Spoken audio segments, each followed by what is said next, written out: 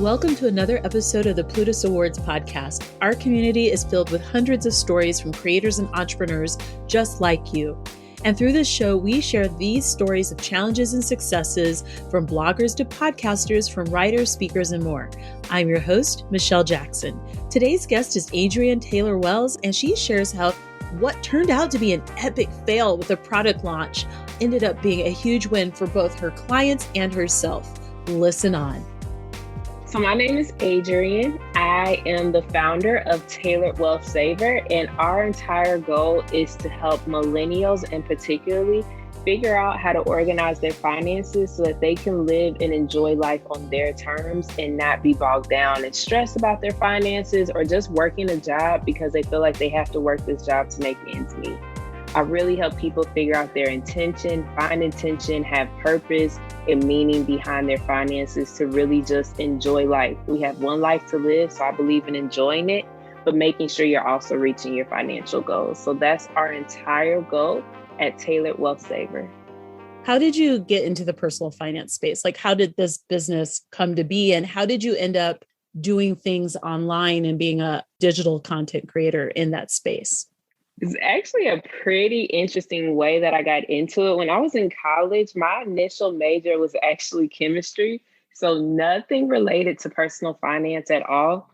But I transferred schools after my freshman year of college, and I ended up changing majors. So this was in 2009, right after the Great Recession that we always talk about now. So it was really an interesting time to study econ. And I didn't exactly know what I wanted to do with finance, but I knew I did not want to sell life insurance. I knew I did not want to be a financial analyst. And all these things I knew of what I did not want to do, but I didn't really know what I wanted to do. Personal finance has always been pretty interesting to me just because of the fact, one, to me, it was a way to figure out kind of what helps keep marriages together. My parents got divorced when I was young, and I just always wanted to kind of prevent divorces, even though I'm actually going through one myself right now. But because of that, I learned that finances is a huge factor of what tears families apart because they're not on the same page. You might have one spouse who's a spender, the other spouse is a saver, and things don't work because they don't really communicate all that well with each other. So I never really knew that there was a career field within personal finance. At the time, I was working for a credit union, and I was actually doing personal finance for the credit union. And someone actually presented to me the opportunity to do personal finance for the military, which is how I actually got into the world of personal finance, directly working with the military contracted. One of my friends who was actually in the military, she was like, Adrienne, why don't you do this on your own? I'm like, well, how am I going to do this on my own? And she's an entrepreneur. She was like, why don't you start your own business doing this exact same thing for civilians because they need this information as well. And that's how Tailored Wealth Saver came to be. The tailored part was a play on my maiden name, Taylor. And then Wealth Saver is just a term that I utilize. And I feel like everybody has the ability to be a wealth saver, depending on how you want to define that word. How did you grow your brand? Like, what were the things that you did to get people to know about what you were doing and what your intention was behind that work? So speaking of intention, I actually started my brand. I started doing financial tips. So at the time I was doing these Friday financial tips. Every single week, I would just record myself on YouTube. And I go back to these videos now and I just cringe, but that's just what I did. I got on YouTube. I had no intention behind it other than teaching people, hey, this is a financial skill you need to know. So welcome to Financial Friday on YouTube with Tailored Wealth Saver. But I didn't really have an intention behind it. And so right when COVID started, I actually moved to Houston days before COVID started with, at the time, my husband. And when I moved to Houston, I realized like, hey, Instagram is starting to pick up. And this is when Reels started. So I just started like making these Instagram posts. And instead of doing YouTube, because I cringe in front of a camera, even though I do presentations all the time with something about a camera, I just started making these Instagram posts. And so I started growing my page on Instagram and I just stayed consistent with Instagram, kind of got away from YouTube. And then I started doing these fun money reels. So TikTok was taking off and Instagram introduced reels. So I just started doing reels on Instagram. And that's how the platform grew. I would just share like random money tips on Instagram through Reels. So I did one, which is actually what took my account off, and it was how to fly first class without paying for first class, like how to get free upgrades. Hey. And that took off. Like that reel went viral. I think it had like 5.8 million views or something like that. They just completely went viral. And so my goal isn't to teach people necessarily how to fly first class for free, even though that's what happens because I'm always on the road. Like right now, I'm on the road in Florida. And that's just because of what I do with the military. And so the account just started to take off and grow. And that's just really how I started to build my audience, was doing Instagram reels that attracted or what I thought would be appealing to my audience with intent. How did you translate that traction into paying customers and audience members? I think we've heard many times stories of content creators, especially in the TikTok space, which is a little more transactional in terms of just people want to be entertained, but they may not know who you are, having like an event and no one shows up, or people on Instagram where they're like, I'm thinking of someone in particular who had like 2 million, likes on her page. But then when she launched her t-shirts, 25 were purchased. So how did you translate this action into people taking action, i.e. spending with you and trusting what you were doing? So I actually had that same type of failure. So we launched our Wealth Saver planners this year. So in January, actually December, we launched the Wealth Saver planners. So what I did, I introduced my services to my Instagram audience. And I had a lot of people that actually booked, like, especially when that reel went viral. A lot of people booked consultations. At the time, I was doing these 10-minute free consultations.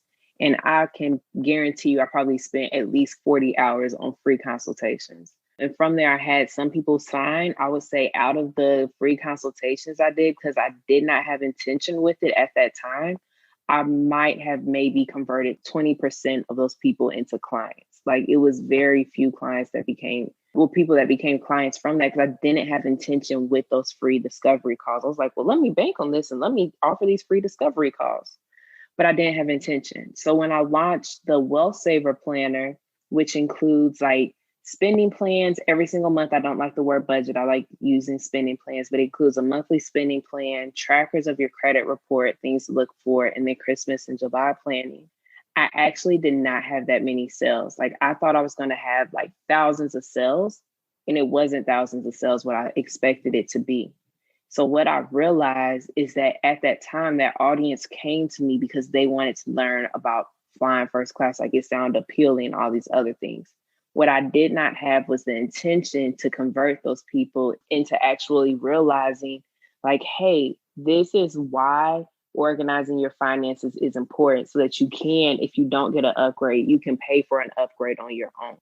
And I didn't have that intention behind it. So I think one, helping your audience to understand your why, like the importance of what you're doing, yes, entertain them, but also help them understand the why behind what you're saying at the same time, and helping them understand the importance of finances is not a fun topic, but let's make it fun. Let's try to figure out how we can make this topic more enjoyable. And even with the planners, I had to actually get a marketing team, and we went back and looked at how I was marketing. And they said, would you buy your planner just looking at your account? I was like, oh, dang. No. Oh, okay. They're very honest. Okay, dang. And I was like, no, I wouldn't. And they said, okay, what's your reason behind it? Or what we're talking about today, intent. And I'm like, well, I want to tell them to buy it because it's a great product and I made it. And obviously I'm biased, but I made this product and it's a great product. They said, yes, it is. But does your audience know why it's a great product? I was like, oh, no, they don't. And they were like, well, let's focus on that. I would just say focus on your why behind it. And if you look at your products, I'm going to say the same thing my marketing team said to me. Ask yourself, would you buy your own product looking at the information? You don't know anything else about your product. You just know what's on your account. Would you buy that product? And if the answer is no, you're probably not explaining the why behind it. When I shared this idea of intent as a 7 deadly sin to commit in terms of like a mismatch in intent, my thought was kind of around what you were trying to do versus how the audience perceived it. Could you go a little further into why you think your audience maybe didn't understand what you were trying to do? I feel like people are a little cynical nowadays because they know that if you're online, you are probably trying to make money in addition to educating people, like that you're not working for free, like it goes hand in hand. How do you have authentic conversations with your audience around that without them feeling like you're being too intense around your intention to monetize your brand, but also to serve? How do you share that without being disingenuous, I guess I would say? Yeah, so that is actually, I think, is huge and something I struggled with my brand, and I still struggle with this to this day. I don't like selling. That's why when I was in college, I was like, I don't want to do life insurance. I don't want to do investments because I don't like selling. I don't like someone selling to me, and I don't want to sell to somebody else. And I realized that everything we do, we are sold to. Like before you buy a TV, you're sold on that TV because of the features on it. Or if you go to the store, or if you're on Amazon for Prime Day, someone has probably sold you to get onto Amazon for whatever reason to get something. And I think that one of the greatest things we can do is just have authentic conversations with people. If you see someone on your page, your Instagram page, and they comment back to them. Have authentic conversations. I think one of the things is sometimes we're so focused on the next sale that we forget people are people.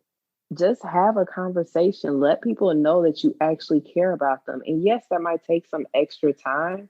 But to me, for me personally, a person who doesn't like being sold to, if I trust someone, I'm going to think about what they're saying and give them a lot more consideration than if I feel like someone's just trying to make a sale. Like actually care about your community and your audience. And that's one of the things that I think growing Tailored Wealth Saver, I've really focused on is making sure my community and my audience knows I actually care. I take time off of social and I let my audience know I'm taking time off because I'm a human. I'm not just Tailored Wealth Saver 24/7. I'm Adrienne, a friend, a daughter. I'm like all these other things other than my business. And I think having that intention, understanding your audience, talking to your audience like they're real people, not just someone that you can sell to, I think makes a huge difference. When we first talked about intent, I actually thought about compassion. And the reason why I had a post that we talked about on our podcast, it was one of those Kermit memes. And it was like, you're going out on Black Friday spending all this money. Make sure your next Friday isn't Black Friday because you didn't pay your electricity. Like he said something like that. I thought the meme was funny. I was like, oh, this is hilarious. And I reposted it. But what I didn't realize was how some people could take offense to that meme. And I did not realize it. And I think the meme at the end, because it was Kermit sipping some tea, and it was like, well, that's none of my business. And I actually had someone comment, you're right, that is none of your business. If I choose to spend my money, that's my money I choose to spend. I was like, whoa, this was a joke. Laugh, keep your life going. Like we need more laughter in our life. You're too sensitive. But what I didn't realize, and this comes back to compassion, one, I turned a person off because of that meme, because it wasn't sensitive enough. But two, that person was right. It's not my business. They don't know me. They have no reason to trust me because I didn't build that relationship with them. And I guarantee if that person would have been following my page longer, didn't just see that meme, or if I had reached out to that person, I'm not saying reach out to all 10,000 of the people who follow your account, but if I had an authentic conversation with that person and then posted that, they would have that trust to know, oh, this is a joke. Like they don't really mean that. And they're not trying to judge me for what I do with my finances. This person actually means they have a good intent behind it. But that person did not know me to have the trust within me. It kind of goes back to also reaching out to your audience and just making sure your audience trusts you as a person in your position to not judge them at the same time. Nobody wants to be judged. If you're not competing for something, you don't want to be judged. And so I think having that compassion for people and building that trust with your audience is huge. I'm curious about developing your product. How did you know that it was a product that your audience wanted? Did you survey them, or just what was the process that you went through? Because I think sometimes, there's intention and then there's also purpose and service. And so I think a lot of times content creators will design a product with purpose, right? And sometimes it's not as successful as you think it would be, or it becomes successful after revisiting it because you reposition it. So could you kind of talk about how you decided on your product and what are the things that you're doing now to make sure that your audience is served by it? So the planners at first were a fail. Like it failed. I cannot emphasize enough. I thought I was going to sell thousands of units of these planners, and I laughed at myself when I barely sold at 100 after like 2 or 3 weeks. I laughed at myself. And the reason why is because I realized like I failed with this. So what I did, I actually repositioned. Well, I didn't redesign the planners because they were already designed, but I realized this is a supplement. So what I instead started doing when I work with clients one-on-one, they actually receive a copy of the planner to use as their workbook. So yes, I'd still offer the planners to where you can buy them on their own. An example right now, I'm using it with Christmas in July. Like I'm doing a whole big promotion about Christmas in July where you can buy the planners on your own. But now I focus instead on the planners being a supplement to what we're working on when I work with the client one-on-one. And the reason behind that is simply because number one, it serves as an aid. So you're working on things, but the client has something that they can take with them. And then once we stop working together, because my program is only 3 months. So once I stop working with the client, now the client can continue to have this resource available to them to keep their monthly spending plan going, to keep their money goals going, tracking their net worth. And when Christmas comes up next year, I can plan for the holidays in July ahead of time. So instead of it just being a product on its own where I'm trying to sell it on Instagram, I just use it as an aid. I actually was one of the winners of the Plutus Foundation grant back in March of this year. April was awarded. So what I did, I held a course. It was a 6-week course. It was originally 5, but I added an extra session to make it a 6-week course from the grant. And it was free for attendees to attend. But I also used the planner as a supplement to test this out. Like, is this going to work? Attendees had nothing to lose with it because for them, I knew it worked one-on-one with clients, but I didn't know if it worked in a group session. But for them, they loved it because they had a tool that they could continuously use. And so they've actually told their friends about the planner and about the course. And now their friends are starting to get the planner on its own. I haven't offered, we just wrapped up the course like 2 weeks ago. So I haven't started to offer the group course again yet. But now that word of mouth has led to people purchasing more planners. And in addition, they have a tool that they can continue to use for the rest of the year. So I had to reposition the way that the planner was utilized because selling it on its own, like I said, it failed. Like it was not doing well at all on its own. That's probably because I had no intent behind it. I designed it thinking about what I would think a client would want or need. I did not research my audience to see if this is a service or a product that they would even want. What are some tips that you would share with other personal finance content creators looking to build out their brands and serve their communities in relation to intent? This is a very broad question. So what are some things that you would say, be aware of this or think about this? And these are some steps that you could take to always be in alignment with both your mission and with the service that you give to your audience. So the first thing I would say is be intentional about your purpose with your audience and be authentic with your audience. Number 2, I would say be vulnerable. And when I say both of those things, I had emergency surgery back in May. And I've never posted things about my health. I posted one time about alopecia that I had years ago when this whole Jada Pinkett Smith thing was going on. But aside from that, I don't really post about my health. And my marketing team actually told me they had texted my husband at the time. They said, hey, while Adrian's in the hospital, can you take a picture of her? And I was like, I didn't know what was going on because I have morphine inside my body getting ready for surgery. So I had no idea what was going on. And so my husband took a picture and I later posted that picture. Like I was just very authentic. I was like, hey, I just had emergency surgery. It's like 2 or 3 days after the surgery. posted a picture, I've had emergency surgery. This is why you need an emergency savings account. Because when life happens, life will happen. When it does happen, you're prepared for it to happen. I received so many messages, not, I hope you feel better. They said that as well, but they said, I resonate with this. I had one message that I've saved, and it said, I now know that you're a real person, and I love your account, and I will always tell people about your account because you were transparent and you were vulnerable to me. So being authentic on your page, if you don't want to share your whole life story, which I try to be a very private person, if you don't want to share your whole life story, be vulnerable about some of the things you would not normally share. And your audience, even if they don't reach out to you about it, they will resonate with you with that. And they will continue to follow your account, engage with your account, just because they know that you're a true and authentic person that they can then trust. So I think if you have those things, you are set up for success. And most importantly, have intent. Please don't create a product without doing market research. That was my biggest lesson I learned. I'm thankful for that lesson, but that is a lesson I will never, or it's something I don't think I will ever repeat again.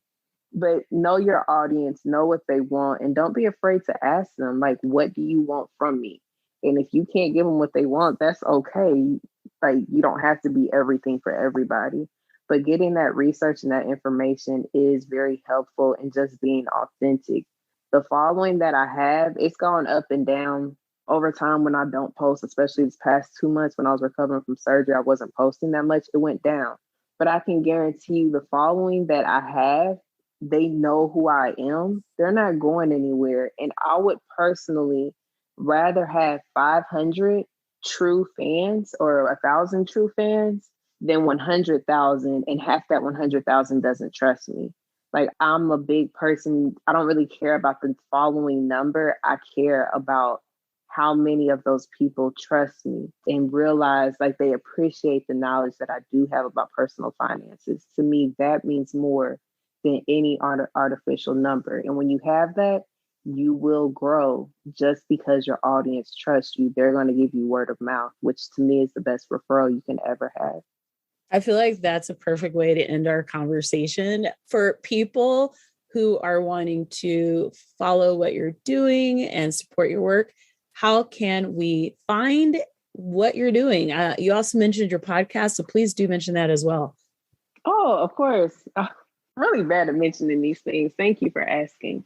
So I'm on social media, pretty much all channels minus Twitter, which might get used once a month. Not really good for Twitter. But on all social media channels, it's Tailored Wealth Saver, and tailored like a actual seamstress tailor, Tailored Wealth Saver. The podcast is the Wealth Saver Podcast, and the podcast is also on Instagram. For social media purposes, we're on Instagram at Wealth Saver Podcast. And then our podcast is available primarily on pretty much any network that you listen to or you stream your podcast: Apple Podcasts, Google Podcasts, Amazon, iHeartRadio. We're pretty much on every platform. Our website is also Tailored Wealth Saver, and then the podcast website is wealthsaverpodcast.com. Thank you so much for being a guest. I feel like this will really resonate with so many people. Yeah, it's going to help a lot of people. And it's hard because all of us have these things we want to share, and it's frustrating when it feels like it didn't work out. But I love that you pivoted your approach and it's paying off.